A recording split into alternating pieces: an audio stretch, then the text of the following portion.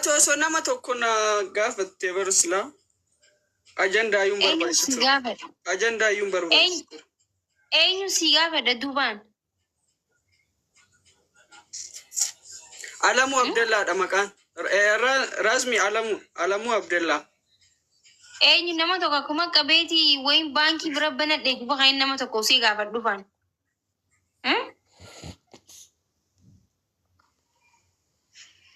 Menattim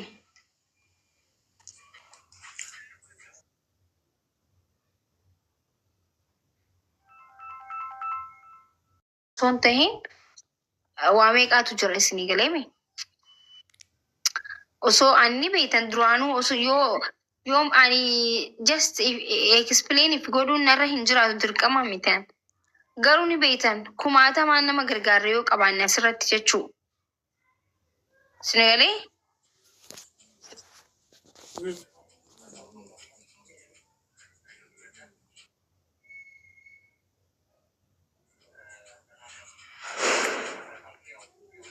Maki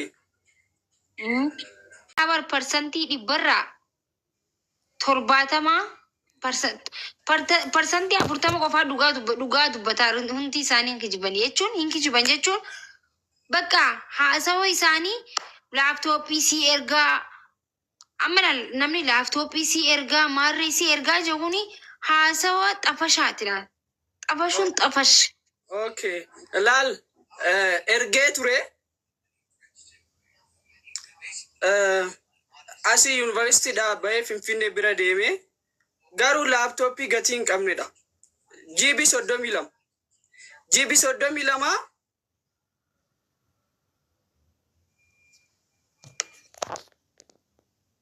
namni si erge ka gatiin qabne fi gatii 32 miti 25 ta'ulle namaa si erge mire hoo gudi bar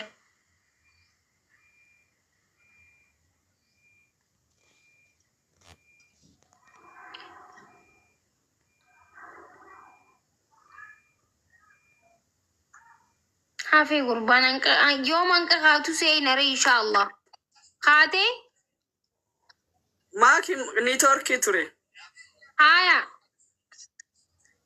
GB 32 na erge anasi campus dhaqee Finfinne deemee irraa fuudhe mucaa wayii na erge achi yoo deebisee fidu update takka hin fudhatu inte software barnoota illee takka hin fudhatu lammata mootu anis barnoota lama baradha ture tokko basic kan campus keessa inni bira amma online birri 15,000 kan package kafalee ka baradha ture achini gatiin qabu laptopin sun beektaa amma si mul'isu danda'a shaanxaadhuma keessa kaa'e oso akkana see deemee irraan fudhu ture wanti ana siyaga Finfinne deemee maallaqa kafalee transportii gatii kana walqixa jechuudha laptop kana laptopii ijoollee daa'imni geemii taphattu si erge moo akkamitti laptopii waan mata kan fudhannare homta software tokko sin fudhatu ijoollee daa'imni geemii taphattu si erge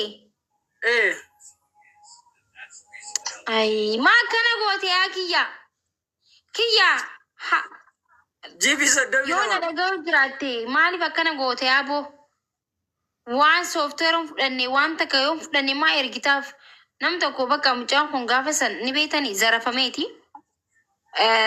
shaashamannee keessatti hatamee laaptooppii jala bitachuu deemeeti laaptooppii haara wajaaniitiif laaptooppiin daleeyne hattuun shaashamannee ni jirtii miree araadaa akka araadaa ta'anii mucaa shwaa godhanii shwaa nyaatan samboota qeerroo shaashamannee asuma laayif irra teenye itti ergine akkasitti mucaa maallaqa sii deebisiisnee miree gaafsan akkasi qeerroon gaa'ete itti deeyxee maallaqa deebisanii fi laaptooppii isa barabbaran sanis fudhatanii maallaqa deebisaniif samboota kiyyaan kun laayif irratti anaatu si ergaa Uma yaadini jeen Ameerikaa jira. Hayyee jeetiin haa. Shaashamannee irraa dheedhee fudhatte amma Finfinnee. Iddoo kaampaasitti dhaqe kun uummata kibbaa dabuu bukkoon. Tiraanispoortii an haga Finfinnee kafale sunu gita kompiitara sana. Amma achi saa dheeraa kan achi dhaqee fudhatee laaptooppii ijoollee daa'imaa jechuun sooftooriin fudhannee wanti sooftooriin fudhannee yoo ta'e kanuma ijoollee daa'imaati amma Ameerikaa keessatti laaptooppiin big deal አይደለም በነገራችን ላይ big deal miti waan guddaadhaa miti Sinigalee waan daa'imninis namni hundinus karaan deemaanis bitachuu danda'uudha.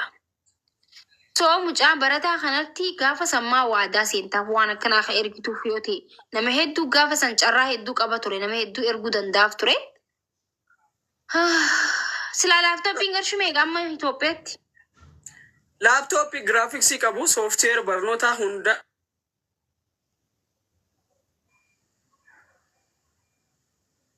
dama akkaawunti irraa hin qaba. Anama akkaawunti laaptooppii isaa kana osoo gurgureen itti dabalallee jedhe waan saatiif fedhuun deebisaa fi fudhatu osoo gurguramus jedhe birri 5,000 wanti isaan tilmaaman mana kompiiteraatti jechuudha. Kanaaf an birri 20,000 relatively amman qaba akkaawunti irraa.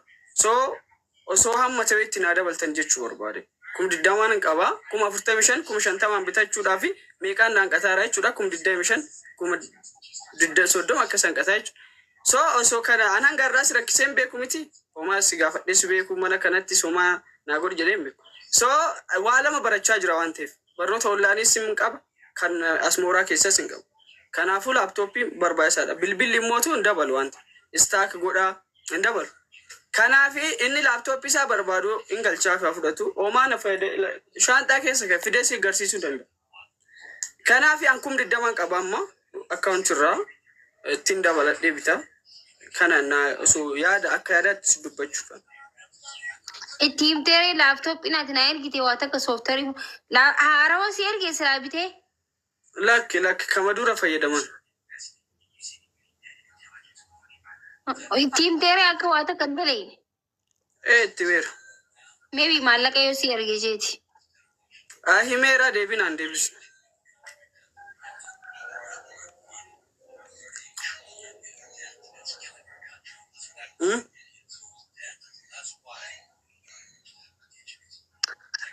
Kun ogaa uummanni gaa dhagaani namni garaa laafsi laafe si agargaaru kun olaal.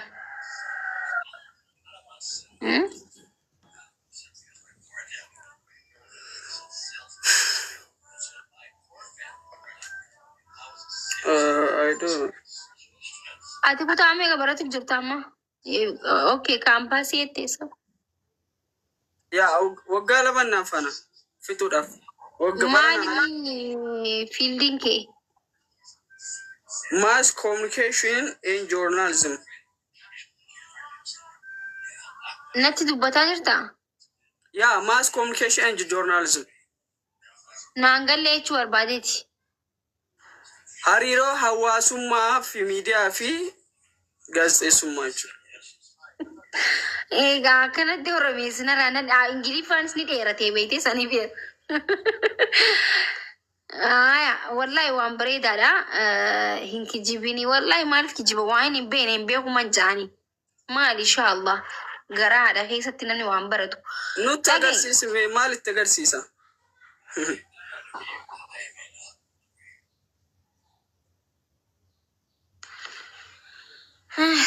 Yaaboo gargaaraanii bakka akkaawuntii heemaddu namni tokko rabbiif jeesi gargaaru dhabamuuti. Akkaawuntii heemaddu mee? Akkaawuntii heemaddu heeman ilaali. Haaloo!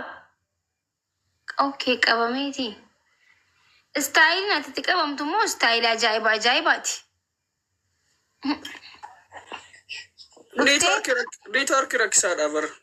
Neetwoorkii wanti okay. Akkaawuntii kan kee himadhu karabbi laafisiif karamni namni akka harkuun barbaanne rabbii jee warra sii galchu jiraatu danda'a si galee carraa kan kee yaalladhu erga itti maddume cufatu deema. Himadduun callisini. Yaa ishi kum tokko 59